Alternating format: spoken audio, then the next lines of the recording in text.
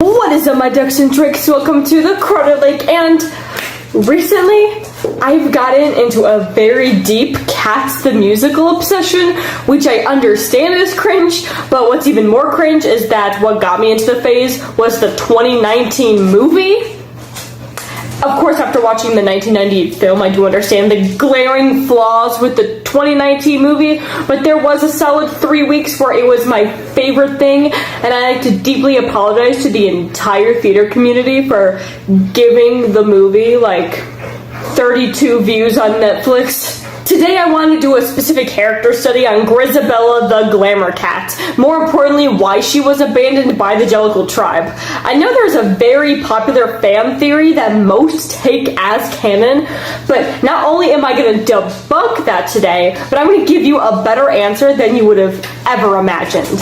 First, let's look at Grizabella. According to the Cats Wiki, Grizabella's main traits are rejection, regret, and loneliness. She's been thrown out for a while, making her look ragged and possibly older than she actually is. She is older than the other cats, but the raggedness is not helping her look any younger. She's not, a model or anything, so she's just missed the days when she was beautiful and young and had any kind of spring in her step. It is never specified directly in the musical why she was kicked out and despised by the other Jellicles, but it is implied that she was swept up in prostitution by the mention of her regularly being seen around Tottenham Court Road, which was associated with the prostitution at the time when T.S. Eliot wrote the original poems. And speaking of original poems, as if Grizabella wasn't already exiled enough, her poem wasn't even in Old Possum's book for practical cats, like the poems from the rest of the cats from the Jellicle tribe. T.S. Eliot thought the poem was so dark and sad, it wasn't included in the original kids' book, but was brought back out for Sir Andrew Lloyd Webber when he was writing the show. He got the lyrics from memory from another of Eliot's poems, Rhapsody of a Windy Night, which is a poem about a prostitute, which I will get more into that poem later because it actually shows us what we need to know about her character to solve this case. And if you're a lot like me, you've watched that semi-sex orgy scene from Cats at least 22 times and know that the Jellicles are very, This brought me to a quote from the original Monkey Strap on Broadway. I quote, "We call her the glamour cat, not the whore cat. Anyway, cats are promiscuous, so why would we reject her for promiscuity?"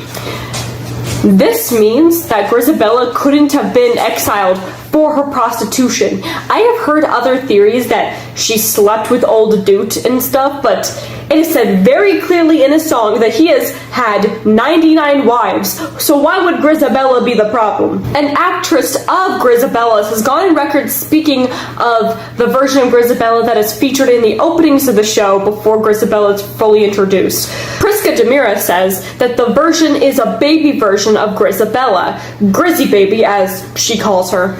She's meant to be a kitten version of Grizabella before she's gotten to experience life's sorrows. This can also be implied with old Duke being far less furry and younger looking, as well as Tugger lacking his signature neck mane.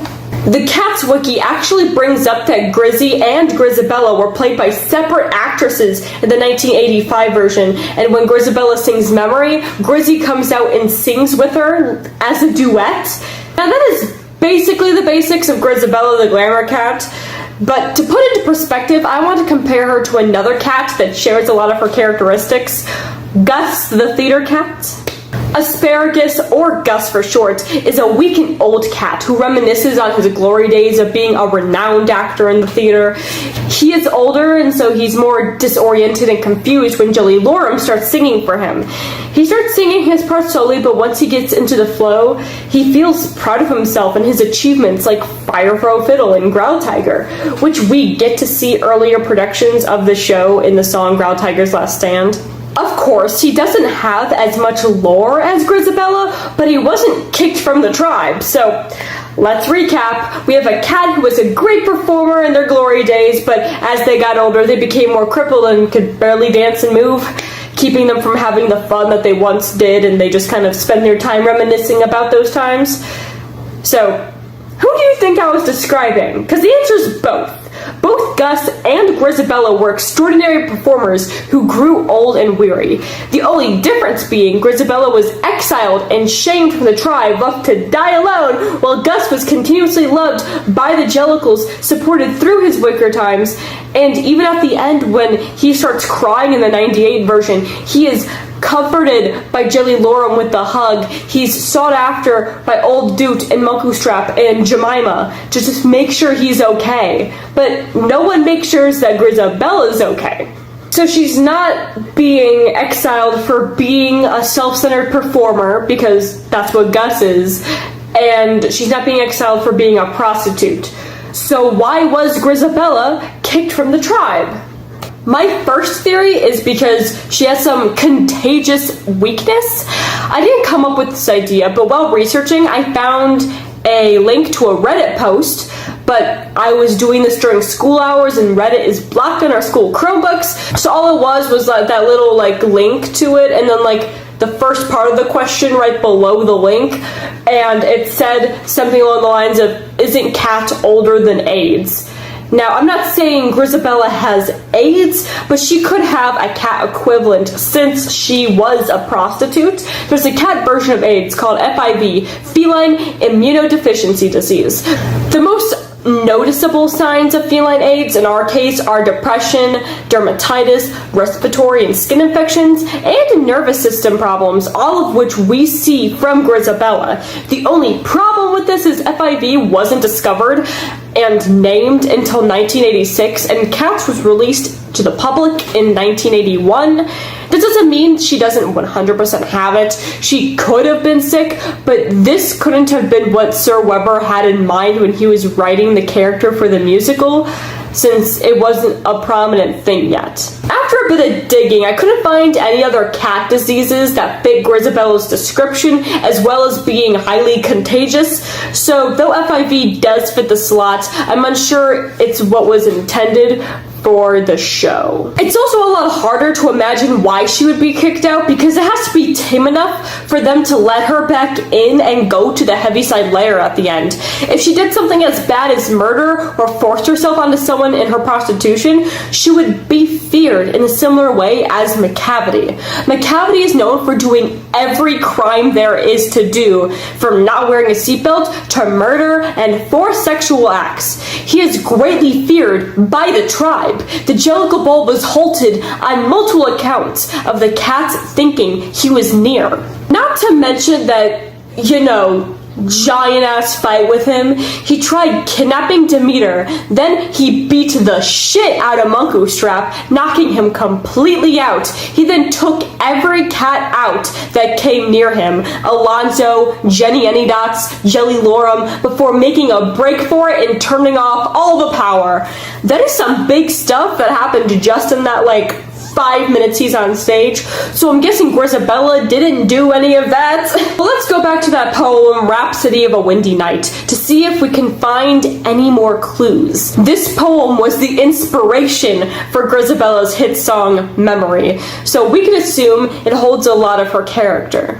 12 o'clock. Along the reaches of the street, held in lunar synthesis, whispering lunar incantations, dissolve the floors of memory and all its clear relations, its divisions and precisions.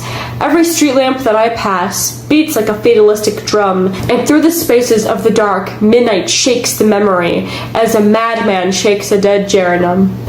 1:30, the street lamp sputtered, the street lamp muttered, the street lamp said, "Regard that woman, who hesitates towards you in the light of the door, which opens on her like a grin. You see the border of her dress is torn and stained with sand, and you see the corner of her eye twist like a crooked pin. The memory throws up high and dry a crowd of twisted things, a twisted branch upon the beach, eaten smooth and polished, as if the world gave up the secret of its skeleton, stiff and white.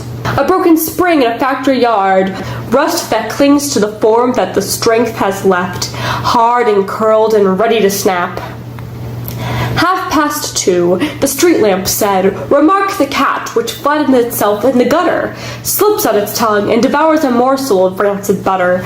So the hand of a child, automatic, slipped out and pocketed a toy that was running along the quay. I could see nothing behind that child's eye. I have seen eyes in the street, trying to peer through leaden shutters, and a crab one afternoon in a pool. An old crab with barnacles on its back gripped the end of a stick which I held. 3:30.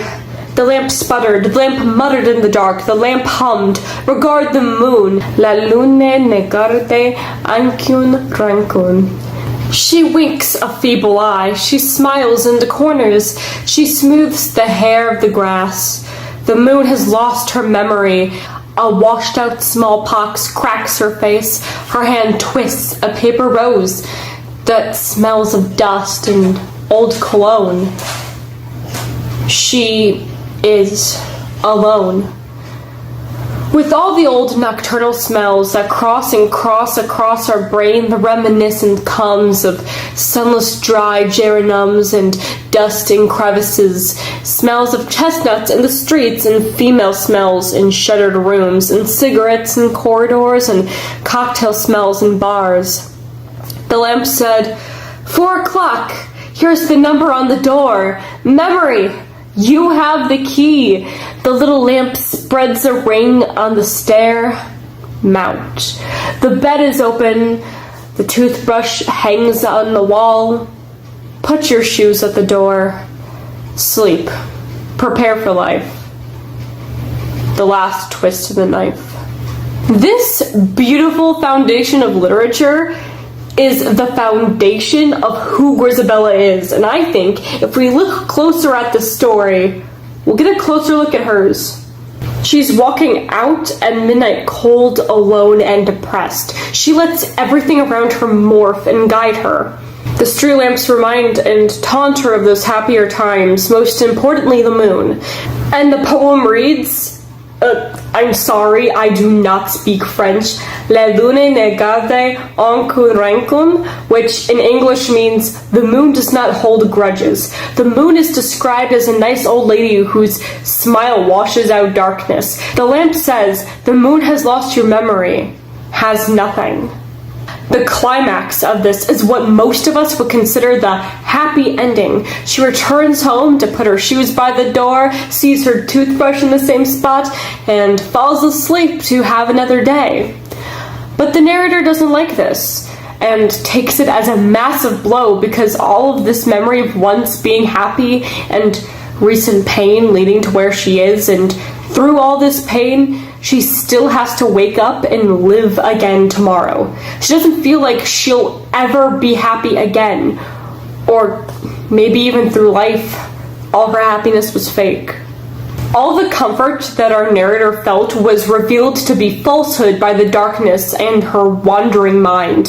She keeps passing normal things like lamps and cats and doorways, but she overthinks and ruminates on them as the darkness brings out her rampant thinking. The street lamp's growing consciousness isn't just personification for a metaphor. It's her mind taking herself through her thoughts, her mind making it easier and also scarier in some ways for herself by having it become a street lamp and projecting her own thoughts onto it, partly so she feels less alone, but also so she feels less crazy. These memories are tied to the narrator's sense of uselessness and feeling of being nothing in the world. She thinks of things like the stick and the spring because they are items so worn that they can't be used anymore or they'll snap. Much like the narrator, much like Grizabella.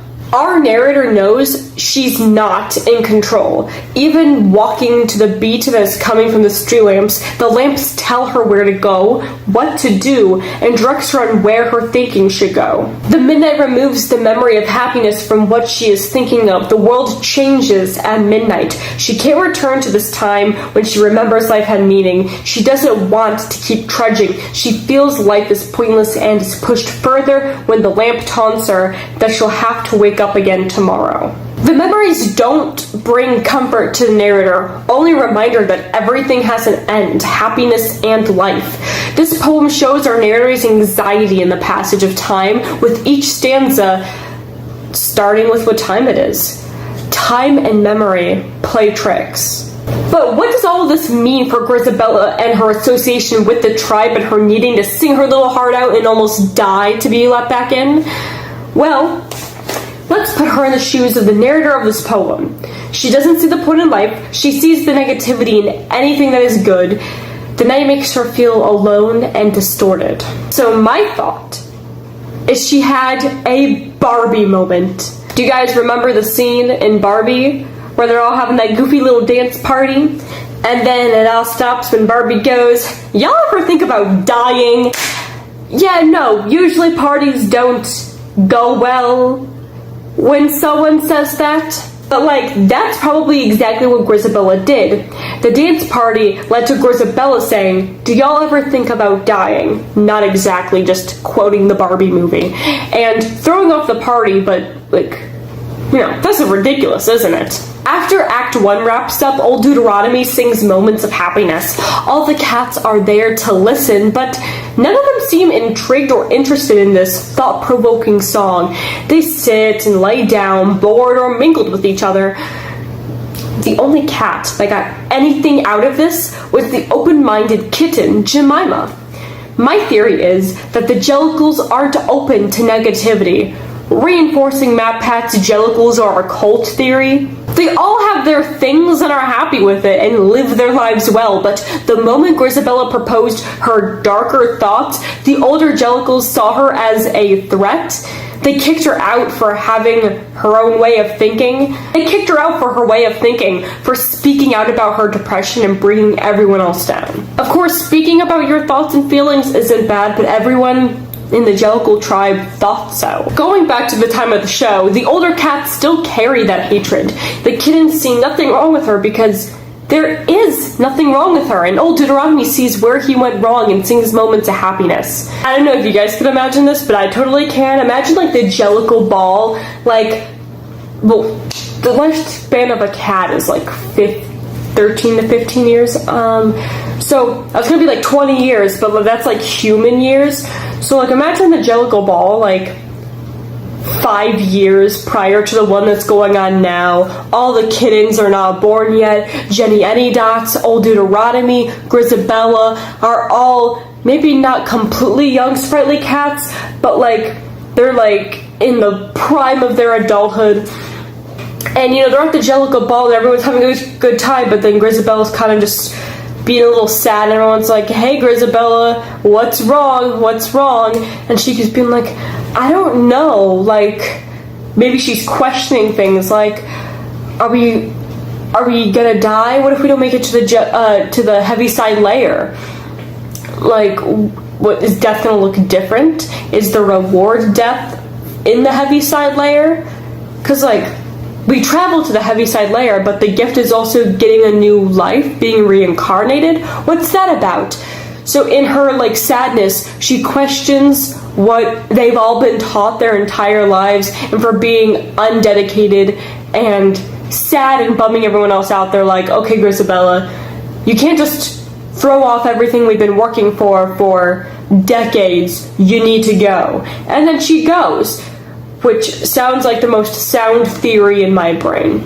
I'm satisfied with the answer. They can forgive sadness, it's not a giant crime, and Grizabella's slowing the others down is a good explanation to why the older cats don't like her, but they can't find a solid reason to tell the younger cats what's going on. You know, they probably also don't want to tell the kittens because they don't want them to think of these things either, like they don't want them to question it and for them to be put out too, because I can't think of a singular kitten in the tribe that isn't the most lovable piece of shit. So that's going to be it for our cats content today. Tell me what you think in the comments below about why Grizabella left the tribe. I'd like to hear your theories. Subscribe for more cats content in the near future, and much like Mukustrap doing his absolute best to try to put a little play musical together for Old Dude, do your best.